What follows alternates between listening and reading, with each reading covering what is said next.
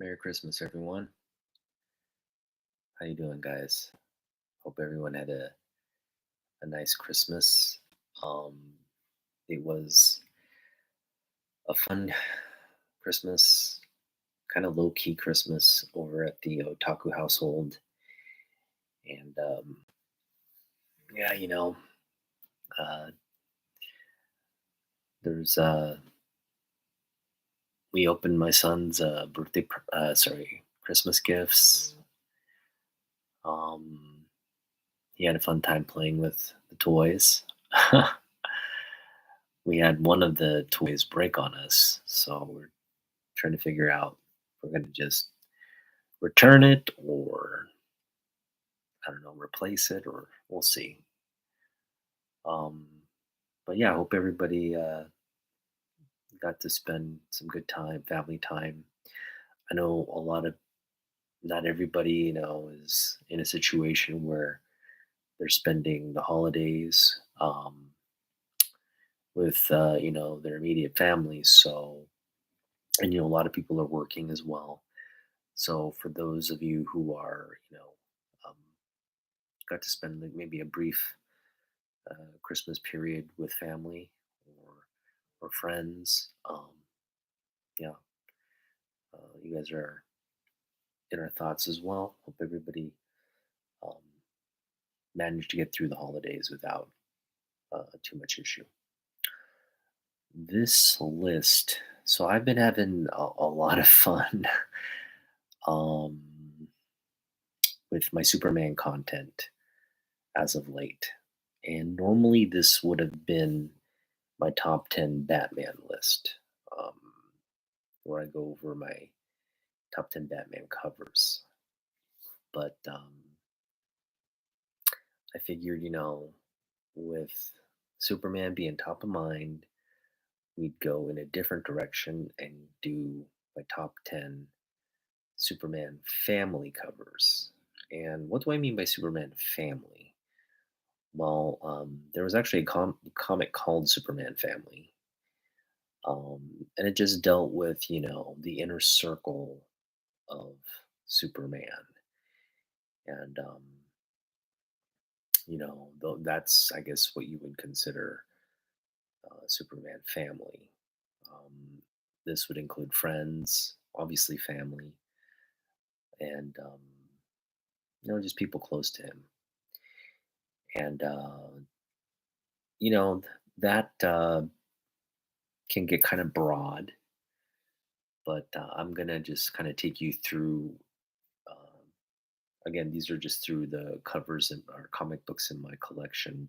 Kind of go through the covers that showcase Superman family. So this isn't really necessarily like the best covers. They're just kind of like 10 of my favorite covers, and it's a nice top 10 list of Superman quote unquote family members.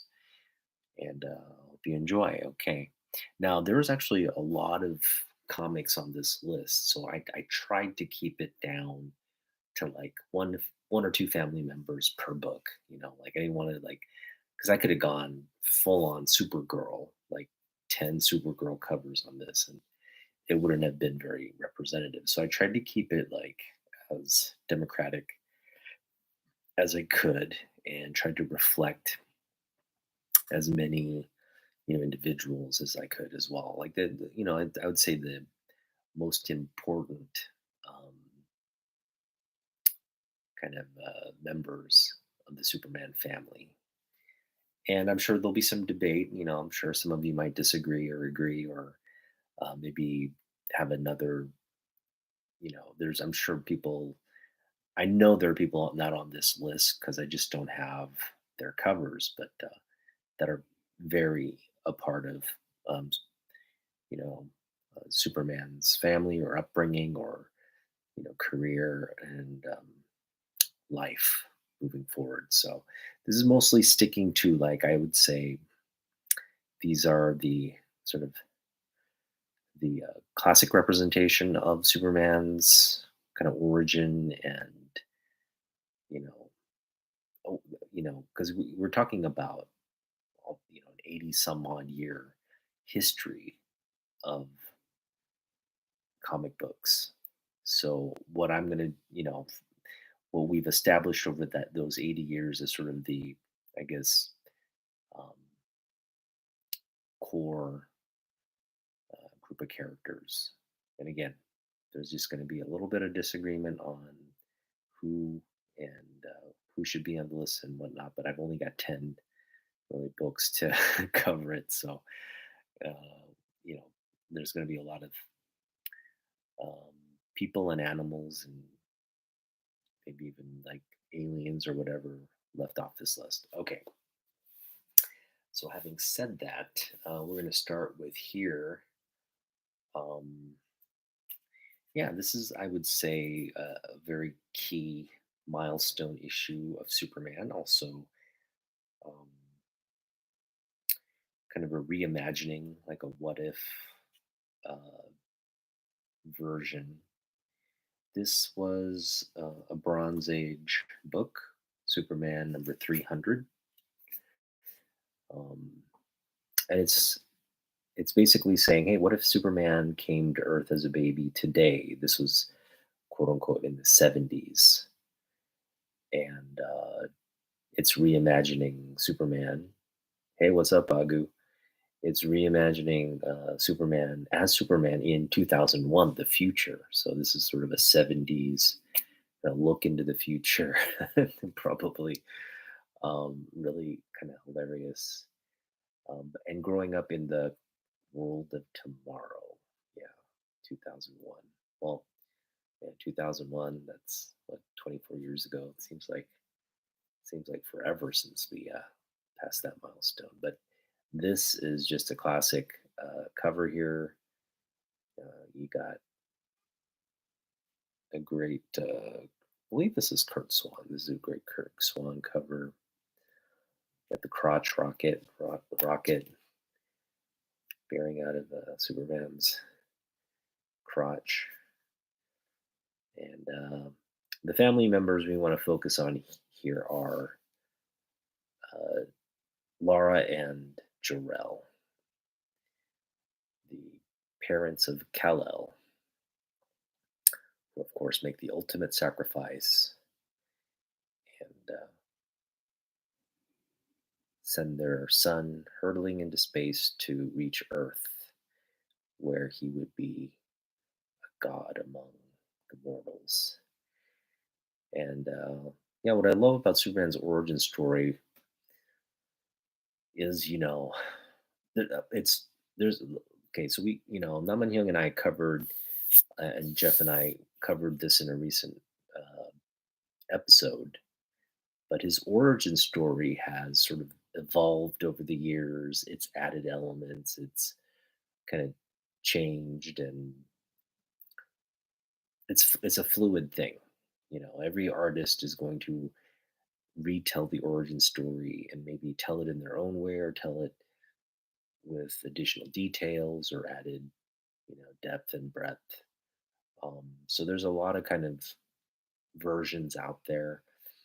I like to just harken back to the original Superman movie, and that's just a great, it's like the planet Krypton has basically a solar event that makes the planet explode.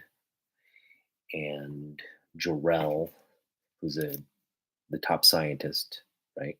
The Krypton's top scientist, top leader, actually. He's just like a politician, leader, just um, scientist as well. And in the comic books, he's sort of like experimenting with rockets and space travel and all these things. And when it comes time, he's ready. He's actually been experimenting with, traveling to Earth and all that, or traveling far distances and with rockets. And he develops this rocket. He loads it up with Kryptonian knowledge and technology, and he sends it off into space. And now in the movie, here's this boy who's traveling, and because it's so many light years away, he's really an infant when he leaves Krypton. But by the time he lands on Krypton, he's like like 3 or something. He's like 3 Earth years have passed where he's in this spaceship that's sustaining him and teaching him stuff as he's hurtling through space. So it's obviously just it's pure like fantasy and fiction, but it's pretty cool. Yeah, just the idea of you know parents here. Think if you were in a situation where you knew you could not get out of something that's going to take your life, you'd at least want your children to kind of survive that whatever incident it is. You would sacrifice yourself for their well-being, and this is just the kind of situation that the elves find themselves in. The House of El. All right, so that's number 10.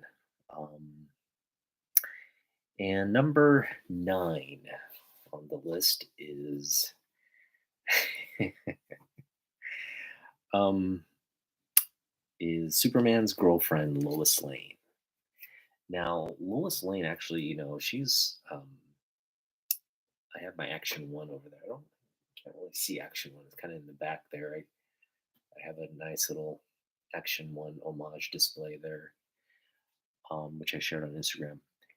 But Action One has the origin story in there, just a brief kind of synopsis of it, and then they go right into like a modern story where Superman is saving the day, and he saves a damsel in distress who is Lois Lane. And so Lois Lane is actually, one of the core characters throughout the history of Superman. She's been there as long as Superman has, and has been his love interest, and has remained sort of the same um, character in essence, right? There's just this, she's just a very sort of bold and brash and brave reporter, um, who's very sharp, and she kind of is a good match for Superman, because she's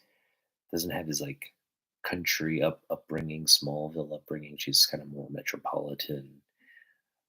She's a little bit more classy, I guess. Um, I know in the modern retelling, she's the daughter of a general, right? Her dad's like a general for the the U.S. government, the U.S. Army, and so yeah, she's just this very and she's also evolved and changed over the years as well. But what I love about our feature cover here is um, Superman. Stop my wedding to Titan Man. I just found out the terrible secret his mask is hiding. Serves you right for choosing him over me, Lois. Marry him. So this is this. I mentioned Neil Adams' first work on Action Comics in my last list. This is actually tied for his first published work on Superman, but it's here in this Lois Lane book. This actually came out the same time that Action Comics book came out, and so this sort of technically counts as his first Superman cover or Superman work, and it's a beautiful piece here. Now, this whole idea of marriage and wanting to get married, Lois Lane kind of like trying to, um, I don't know, kind of like trick him into like marrying her and all that. She's constantly in this sort of feud with Lana Lang, and then I think today that feud has turned into kind of love triangle between her and Diana Prince, which was Wonder Woman, and so it's just this sort of evolving thing of, for Superman's kind of love interest, but it's always kind of been a focal point with her and Superman, like this romantic sort of, you know, They're on again, off again, kind of relationship. So it's funny. So that marriage motif is there throughout the history of the books. It's like she's trying to, hey, do you want to marry me now? No, not yet. And it always just comes up, you know, um, in different ways, like whether she wants to tie the knot, he's kind of like trying to avoid it, I guess. She kind of turns into this sort of like desperate, sort of like I gotta get hitched, or I'll be, this old maid, and then it's now the character's completely not like that. It's more, she's more of a feminist. She can handle. Um, she's got her own successful career. She's kind of more. I think there was a fundamental change during the Byrne reintroduction of the modern character. She became this very, level-headed match for Superman. She's uh, kind of smart, but she also is kind of like brash a little bit. But definitely there's an attraction on both sides, right? So it's not just her chasing after Superman like it was in the older periods. There's reciprocation on Clark's part as well. And it's really, that's what develops in the modern era. It's a relationship between Clark and Lois, not Superman and Lois. And that's a distinction made very strongly in the 90s, well, from the Burn run through the 90s. And it's what's led to kind of the modern, um, where we are with the characters today. All right, so who has probably had the biggest influence on our young uh, traveler from Krypton, Kal-El? His adopted parents, Ma and Pa Kent. And that's who's featured here in this great Adventure Comics cover. Adventure Comics 304. This is where Superman and Superboy are battling each other. Stop fighting, boys. You're both our sons. So Ma and Pa Kent, that's them. That's essentially how we picture them, imagine them, right? They can't have their own children,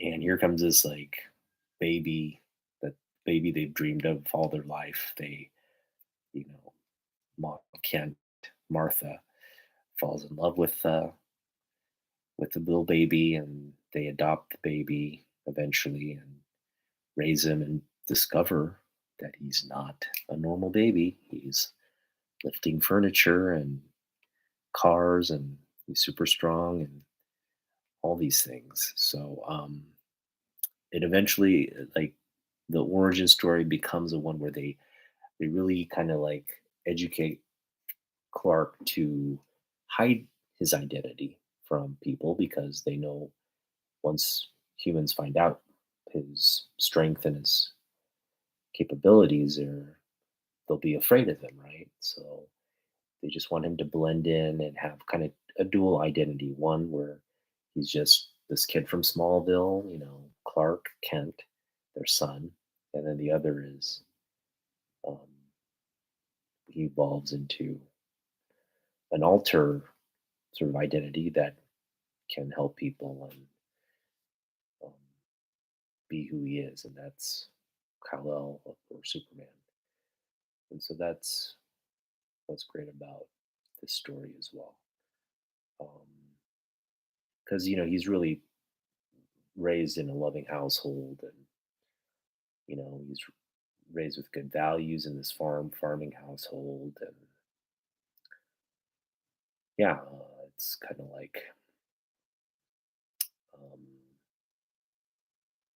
yeah, Superman's good old fashioned American there, from Smallville. All right. I would say, so we talked about Lois Lane, and I think the next logical assumption, and Mind you, this character was introduced in the 1950s, but really just kind of like flourished again as that rival to Lois Lane and Superman's first love.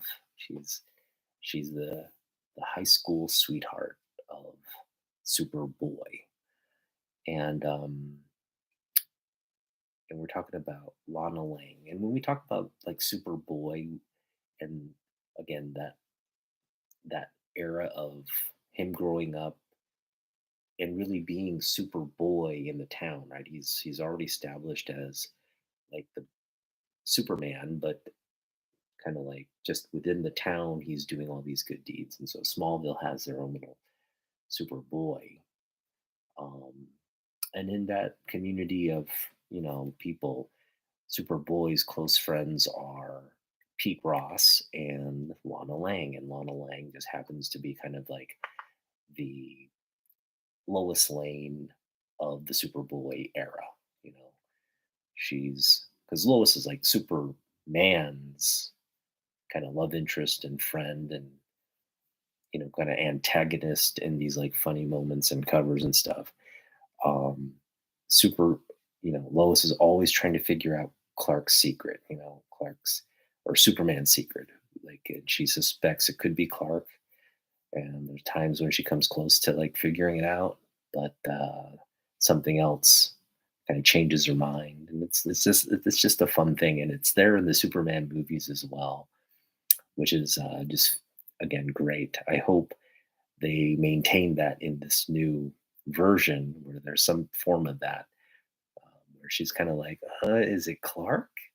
And then she just like, oh no, like, what am I thinking? Of course it's not Clark. Like there's some kind of nod to that. Would be great. But again, that's where Lana comes in the Superboy series. She's that Lois Lane, the person that's like, is it Clark or Superboy? And she's kind of always like trying to figure out and getting, like that they have fun ways to like prove, oh, that's I'm being silly. That could never be Clark. Um, and it's fun. So the Lana Lang cover I wanted to feature is one of my side comics by John Byrne. It's really funny because he has John Byrne. You have the John Byrne guarantee. I guarantee that this scene does not appear in this issue, and he signs it. And then I just get the autograph here, the signature on the artwork as well. So we got this sort of dual signature thing going on. But yeah, um, this is sort of the modern take on Lana Lang.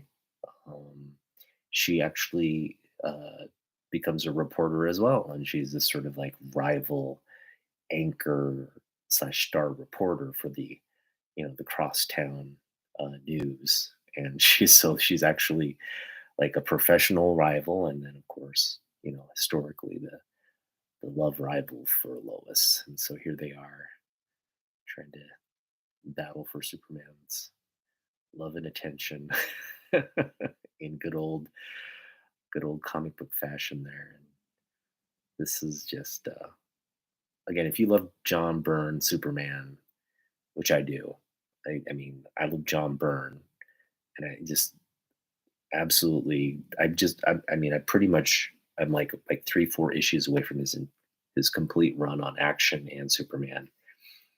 And well, I finished the run on Superman. I have his entire run on Superman in newsstand, by the way, and I have a few more issues left on the Action.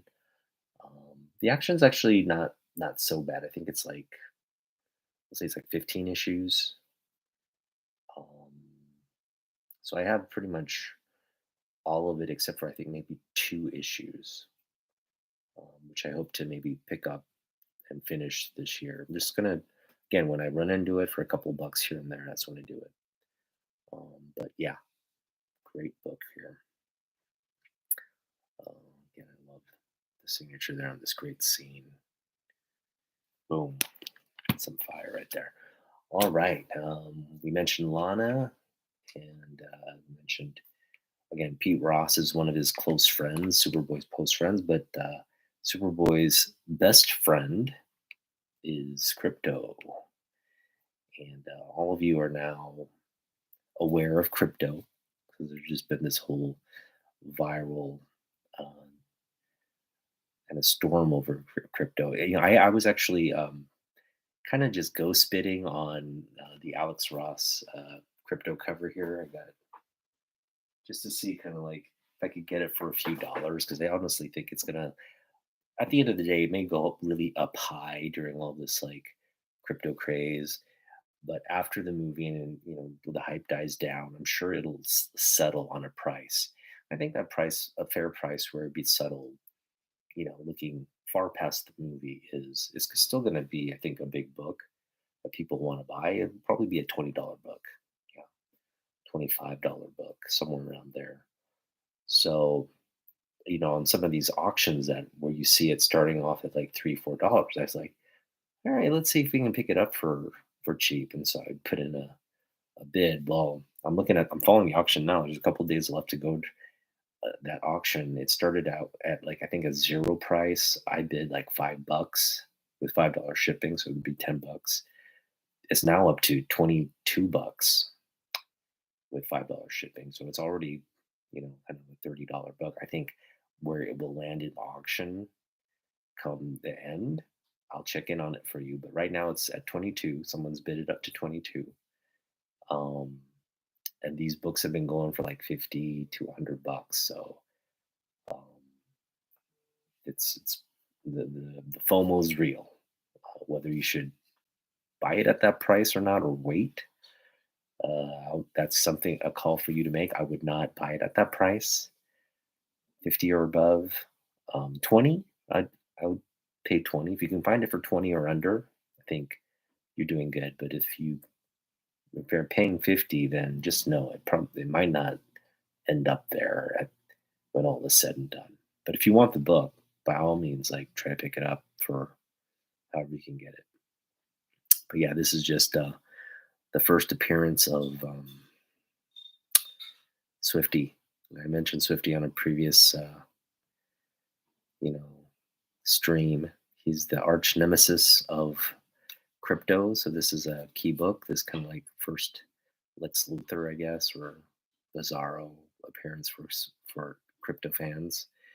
And it's just a hilarious cover. He has him chained to like kryptonite, which would kill him, right? It would be like the kryptonite chain would kill crypto and kill Superboy, and he's got like kryptonite chains just lying around. I chained him with a kryptonite leash. Like, why would you like risk killing yourself just to prevent your dog from playing with your new super pooch? It's just a hilarious cover and kind of like it outlines the sort of the ridiculousness of the Silver Age.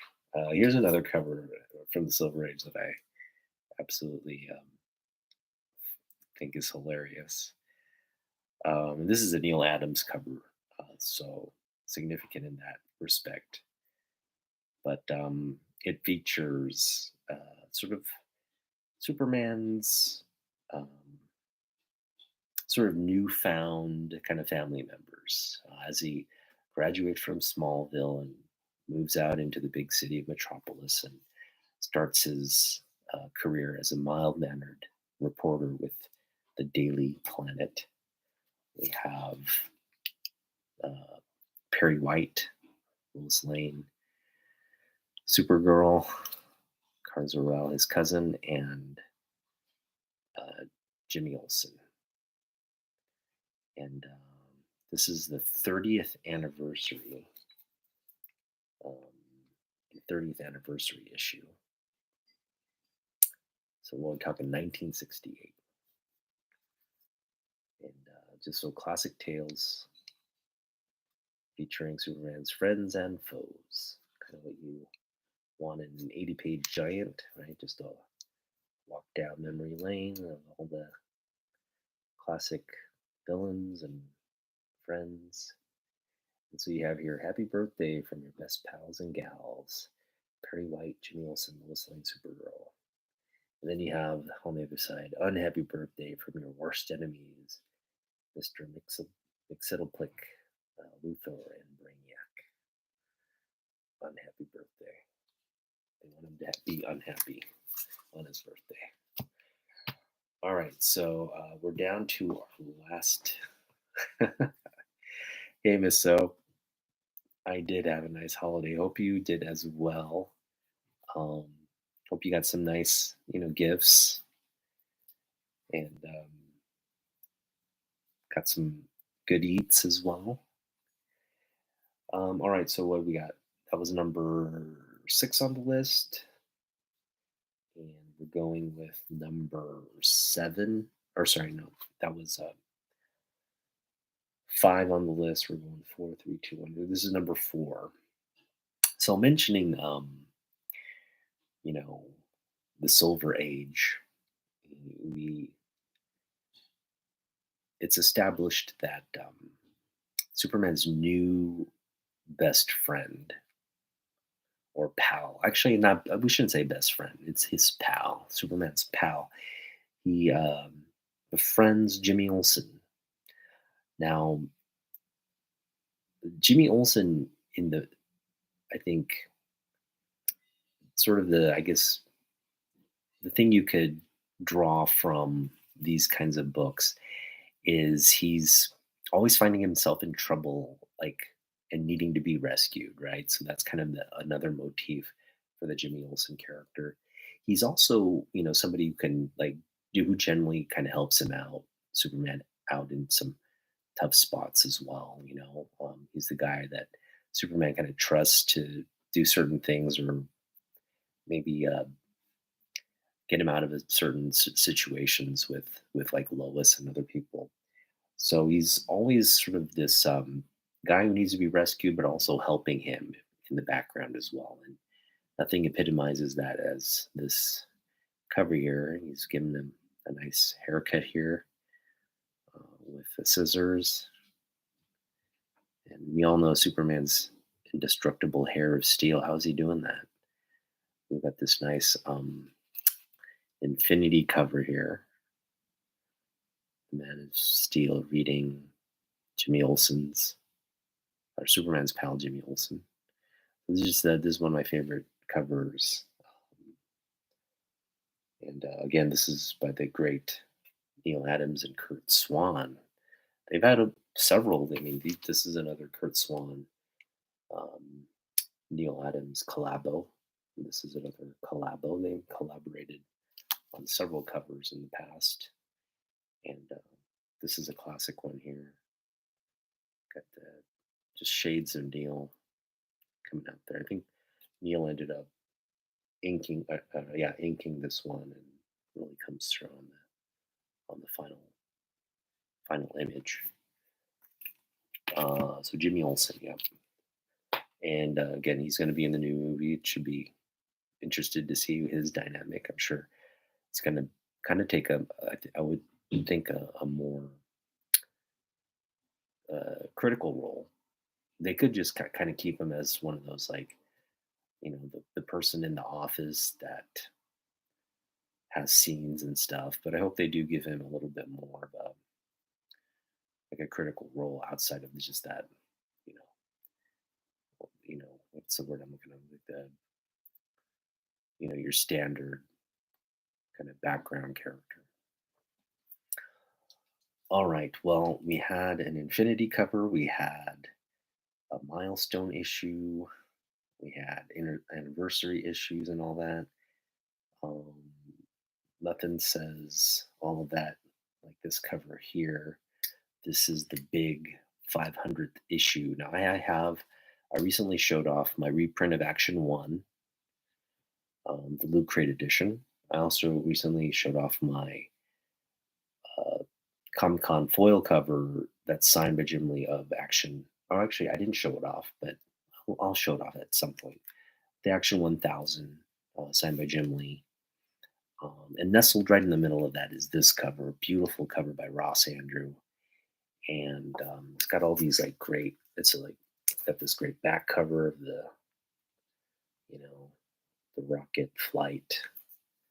It's got Lois and Supergirl on this great Infinity cover. again, Ross Andrew, Dick Giordano, collab, so critical in this Bronze Age. Um, and this is, mind you, the 500th issue, this October 1975. This is when like Superman the movie was just like, just roaring in theaters and um, kind of the talk of the town, right? Superman's it's Superman fever in '79, right? Everybody's loving the Christopher Reeve movie, and this is just a great reflection of that. Now, Superman's success would eventually lead to a Supergirl movie that stars Helen Slater. In that movie, again, Helen Slater looks great as Supergirl. I mean, she epitomizes the character in that movie and role.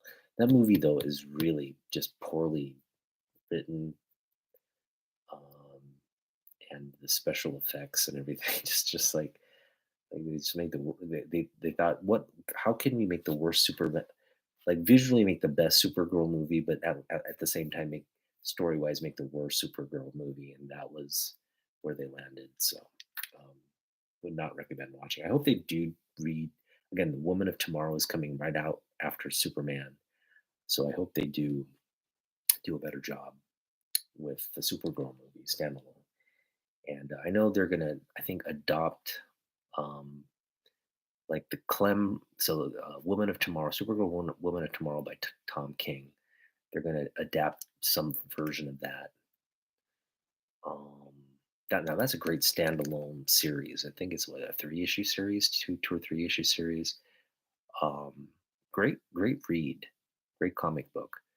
Um, it also just kind of shows that Kara's got she's kind of lived through this traumatic event. She's got issues of her own. Um, she's kind of this like tortured soul, kind of like Bruce Wayne, but in like the Supergirl vein or realm. Um, and yeah, definitely they make her a very um,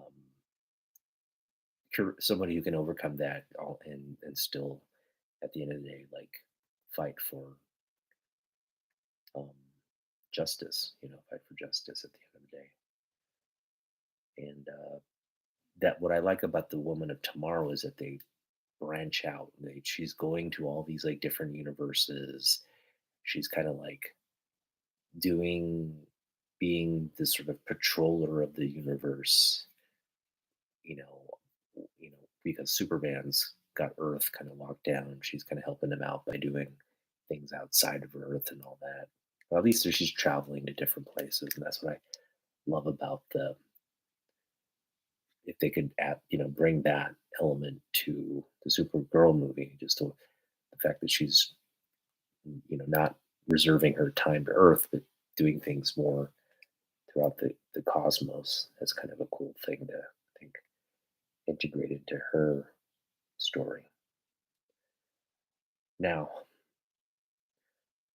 I specifically chose this cover because it's a great cover, first off, but also because I I literally like I picked up a lot of Supergirl books, and I have a lot of Supergirl books that I love, um, or that I could have featured, right? Case in point, like where's the book? I just love. I mean, it's the thumbnail on this video. I love this book, right? Just they're just uh, she's such like a great like character in terms of her design, her look, everything about her. But I must say, I love of all the Supergirl like renditions over time. I love this late '70s edition the best, and that is Supergirl is no longer in a skirt; she's in super shorts. She's in shorts, which makes sense, right? Because like you want to be in shorts, you don't want to be in like a skirt. Skirt's kind of like, come on, how comfortable would a skirt be when you're flying through the air and like like everybody could see your, you know, see your super panties. So no one wants to expose their super panties. So we're gonna give her shorts, and that's just a great design there. Super sexy still, right? And not being super slutty. But I love that. And she's got the S, kind of like as a patch, kind of like, here. Like I'm still super, but I'm not overstating myself. It's understated. Very, very chic and fashionable.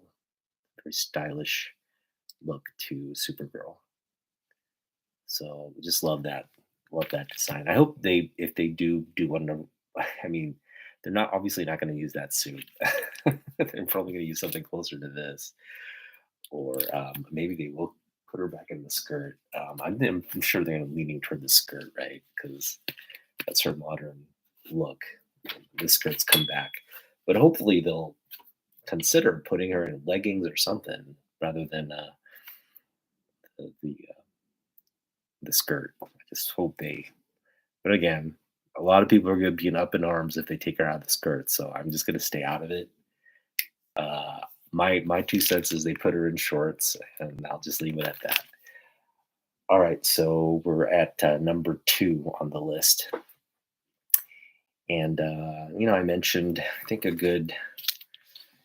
This is not number 2, but I mentioned that there's sort of this motif of uh, Lois wanting to get married with Superman. Here's a great sort of epitome of that motif.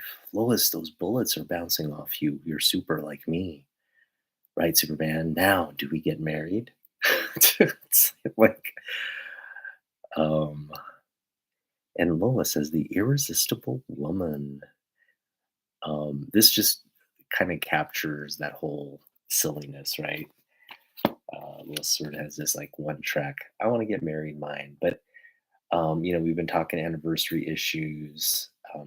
This is not too far off from the 500th issue I just showed, and this is Action Comics 484, just a little bit before that one. This is again a cover by the amazing Jose Garcia Lopez and Dick Giordano as well. But yeah, finally, Lois gets her wish. Not really, but yeah, Superman takes a wife. This is sort of this sort of 40th anniversary cover, right? Beautiful cover here.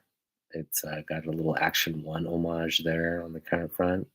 In this first issue of Action, Superman does this astounding feat. Now he takes a wife, and he's got the car there. He's obviously got a car that is supposed to be that 1930s car, um, or some, I guess, intimation that it's a car of sorts. He's not smashing it, but he's kind of flying it as their wedding car. But I just love this cover.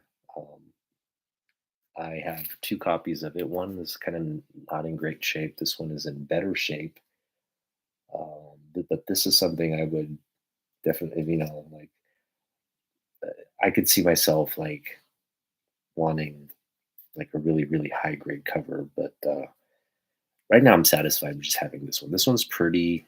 I'd say it's like a 7.5, maybe 8.075. Well, 7.5. It's got a little corner crease there, so go 7.5 on this one. Great, just a great cover. Love this cover. It's number 2 on the list, and it's the marriage, not the true marriage of them, but sort of the first intimation that they got married. All right, now we're going to do the number 1 Superman family book in my collection, and this is a key book um, for a very sort of dark reason.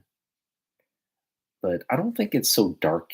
Enough time has passed now. I don't think this is such a dark book anymore. I think it's actually a rather notable book for its history. and its portrayal of a historic figure in American history. And that is Action Comics 309. This is first off just a great cover of the Superman family. And we're talking about Superman's inner circle. You're talking about all these great Silver Age characters. You've got like Elemental Lad, Chameleon Boy, Saturn Girl in the back. You've got Mermaid Lady in the back as well. We've got Jimmy Olsen, Batman Robin, Supergirl, Perry White, Lois Lane, and Clark Kent. All of these, like, basically honoring the Man of Steel, and we got all these people from his inner circle just lining up to, you know, congratulate him. And that's what this is. It's kind of like they bring Superman on stage and they get all these people surprise appearances. This television show just kind of surprises Superman with the, like that's your life kind of like concept of the show. It's like, and here's Jimmy Olsen to talk about why he loves you and all that stuff. It's just one of these fun comic books. Now, um, ultimately, uh, they invite Clark Kent to this thing, right? For some reason, I don't know. And Superman can't change into Clark Kent, and so he's kind of in this like dilemma, like, oh no, will they suspect that I'm Clark Kent if Clark Kent doesn't show up? Well, luckily, someone is watching the show and someone knows Superman's identity, right? He knows he's the guy that keeps the secret. And that's none other than John F. Kennedy Jr., which is weird, right? But he has this sort of like relationship with the president where they're on like first name and I guess real identity terms. And anyway, the president knows Superman's secret. So the president sees this television show going on. He changes into disguise into Clark Kent and rushes to the television station on Air Force One, I guess, and makes it to this studio and acts as Clark Kent. And that's who the mystery marauder is, or masquerader is. And so all is well, and JFK takes off his mask and reveals, and Superman says, "Thanks, Mr. President, for doing that for me." Now, that would be a great comic book and just kind of like a fun thing to do.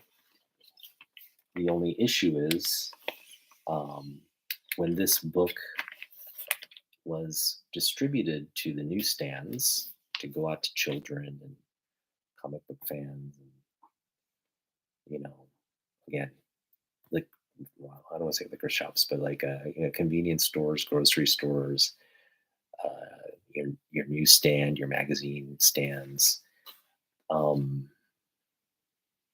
this book was there, and then, you know, days after the distribution of the books went out, the president was assassinated in Texas, and everybody knows the tragic um, the tragic events around that assassination, and so here's this like just badly timed comic book that went out. DC tried to get the books back. No one sent them back. Probably no one like just was like no one. I mean, there was like real like you know like there was just a real fear in the country because the president had been assassinated. The leader of the free world had been assassinated, and I don't know whatever the reasons. It's just the books were out there. They were being sold. They were being read.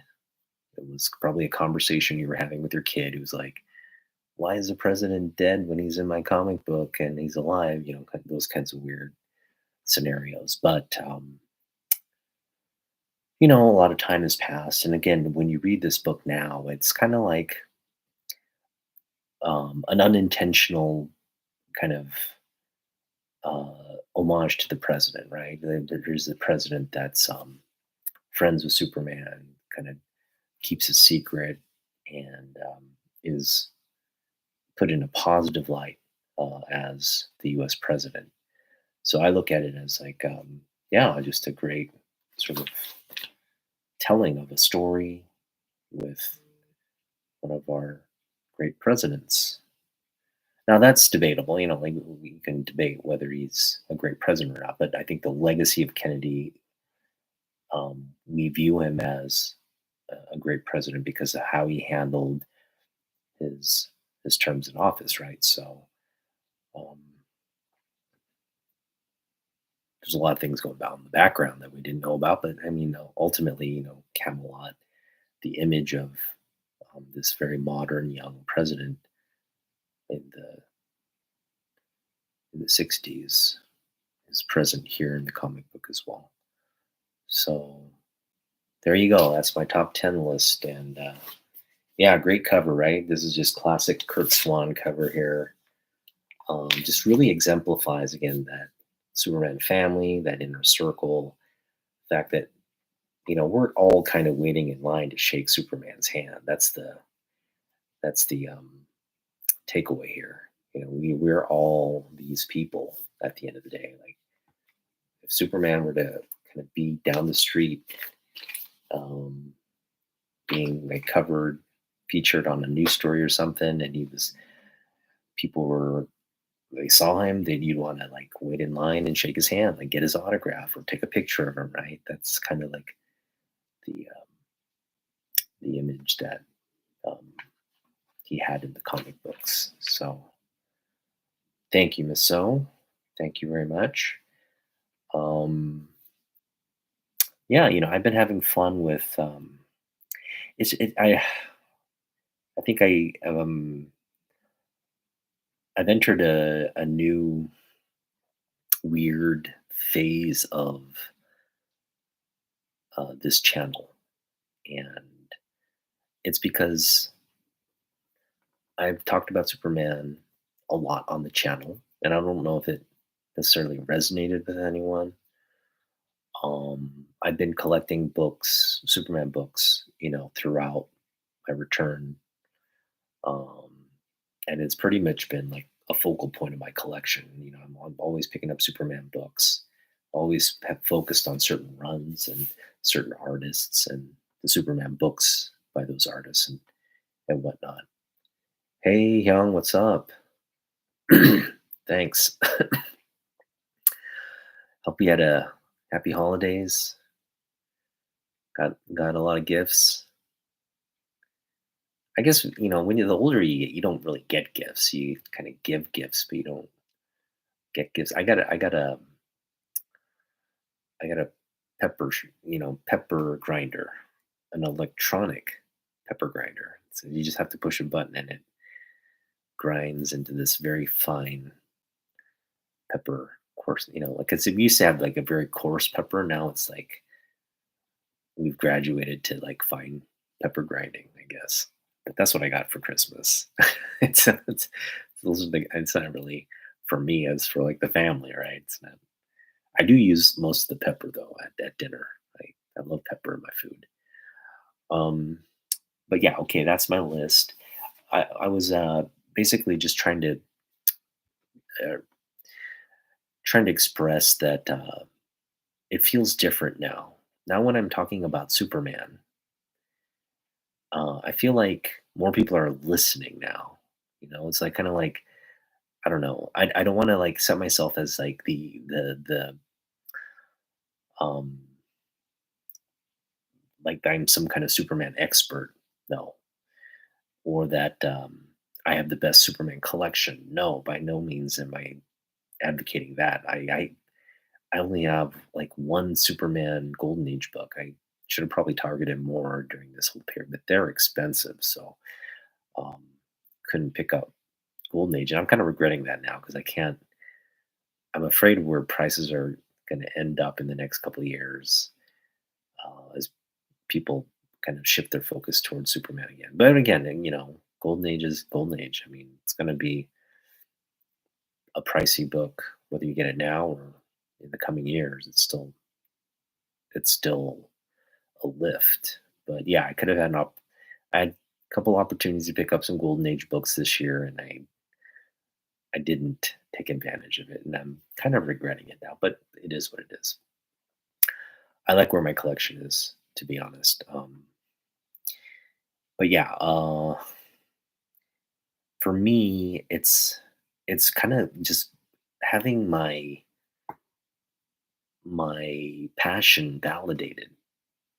And what I mean by that, it's like every it seems like there's this kind of like cultural shift happening now to like Superman's cool again, right? Like people are talking about Superman.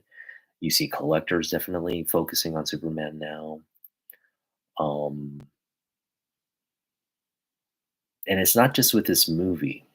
I think the movie is kind of the timing of it is in line with it, but I think people have been wanting a good Superman. Like they've been wanting something. They've been wanting to have a relevant Superman for some time now. It's not just people like me, but it's just kind of like comic book people in general. It's like we haven't had anything to really cheer about Superman in a while. But I think that sentiment is kind of changing now, and especially with this movie coming up, I think a lot of people are on board. You see like different factions like actually coming together and be like, no one's like really hating on Superman. Now you'll have haters out there, but even the haters are kind of like, I think the movie's gonna suck, but I like Superman. Right? It's kind of like that kind of hate where it's like, I don't hate Superman. I just hate. I think Gunn's movie's gonna be bad.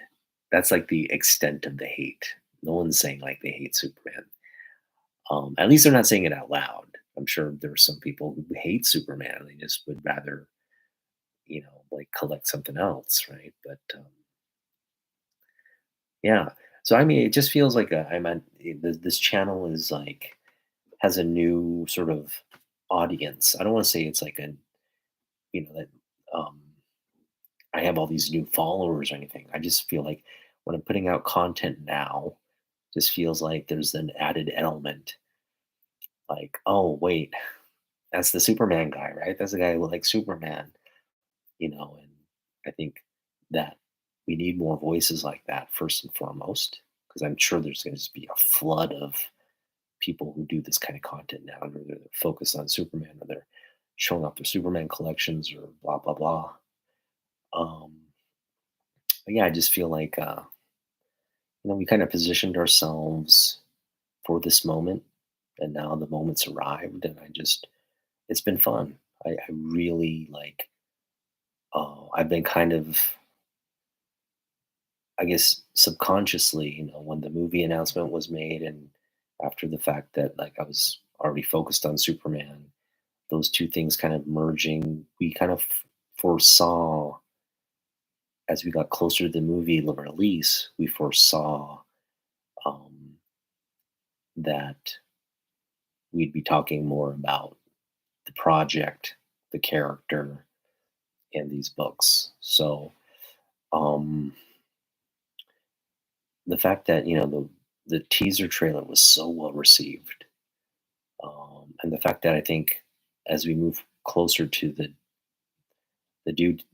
end date, you're just going to see this sort of like um, flurry of like hype and activity around the character because there's a lot of fuel for this project, and it's fuel that's genuine. It's a genuine kind of like love for Superman in our community, in our country, in the world, in our society. Right, a lot of people when they envision America as this welcoming melting pot, um, I think Superman is part of that mythology, the kind of, I guess, that vision or concept of America, right? He's kind of the person who just helped everybody, the world, right? Doesn't matter where you come from or who you are. He's if you're in help or need, he'll come to your aid, right? And so, yeah, I think there's this genuine sort of, and dead. Not to say take anything away from Deadpool and Wolverine, but that thing was promoted. That was promoted heavily, and not everybody loves Deadpool. Deadpool's not a character like people go out and celebrate, or go take their kids to go watch. But the marketing of that movie, the the trailer drops, the fact that they brought Hugh Jackman back, the fact that there's all this like hype and buzz within the comic book community that helped propel that project. Ryan Reynolds' involvement in it as well, in terms of the promotion, Hugh Jackman's involvement in the promotion. All these things kind of led to just a summer blockbuster that everybody kind of just went and watched. Well, I think we're going to see that happen, but this time around a character that literally everybody can get behind, babies to grandparents to, like pets. Even I can just see everybody just dressing up their white dog or their black dog as like a super dog or super crypto bat, like some form of super pet, and like taking their dogs to see the movie or whatever. I don't know. I'm just kind of getting crazy now at this point. It's the Christmas champagne or whatever.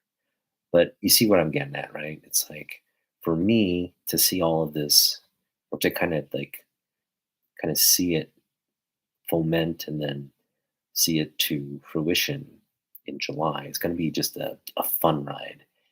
And I'm really, again, very passionate about this character. Um, I'm very, passionate about my collection, which kind of reflects the passion I have for the books and the character and the stories. And yeah, it's just going to be fun. Now I'm going to end the year with the top 10 Superman books in my collection. And that's always a fun list. And this year it's going to be, I think, at its peak, kind of like, kind of peak, uh, I guess, ideal listing. The top 20, the top 10, this top 10 list is just going to feature like really big heavyweight books in my collection for Superman. So I would say, yeah, I think whether you like Superman or not before the movie is irrelevant. I think um, this is just going to be a good moment, a feel good movie that I think a lot of people are going to be able to rally behind. So whether you know the character or not, or even if you have like a very kind of casual knowledge of the character, it's going to be something you can kind of just really quickly, you know, adopt the backstory on, which everybody knows. Everybody knows the story of Superman. I mean, Smallville. It's just been retold so many times. It's just a real quick. You just have to kind of read a comic book, and you're right back in um, the history and the lore of the character.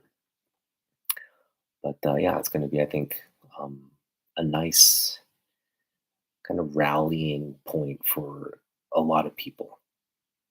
Um, no matter what side of the political spectrum you're on, this is going to be a nice movie that I think everybody can agree will be a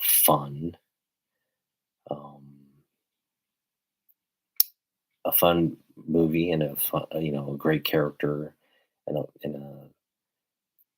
think character that we as Americans, or we as citizens of the world, can just really kind of rally behind and have as our a personal favorite superhero.